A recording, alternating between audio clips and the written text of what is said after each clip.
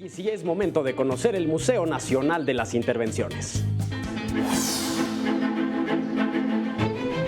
El Museo Nacional de las Intervenciones se encuentra en el exconvento de Nuestra Señora de los Ángeles de Churubusco, o simplemente exconvento de Churubusco, como se le llama coloquialmente. El edificio cuenta con una antigüedad de más de 400 años. Este antiguo convento es el que los franciscanos cedieron a la Orden de los Dieguinos en 1580, los cuales establecieron allí su noviciado y el colegio de formación de misioneros que evangelizaron Filipinas, China y Japón. El inmueble fue utilizado como cuartel militar en el siglo XIX y fue el escenario de una de las batallas más importantes contra el ejército estadounidense en 1847. En 1981 se inauguró el Museo Nacional de las Intervenciones, que es toda la historia que puedes recorrer en planta alta y habla sobre las intervenciones armadas que sufrió el país a partir de nuestra independencia.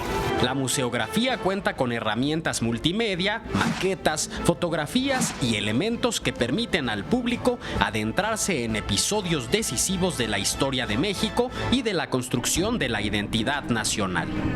Algunas de las invasiones militares que muestra la exposición son las realizadas por España, Francia y Estados Unidos durante los siglos XIX y XX. En la sala de introducción se muestra la situación geográfica de los territorios a finales del siglo XVIII y principios del XIX. De forma breve, se presenta el origen de la política de expansionismo de Estados Unidos. La Sala de Independencia narra los hechos ocurridos para que México se convirtiera en una nación soberana. El público pregunta mucho por qué se cubren los muros de piedra.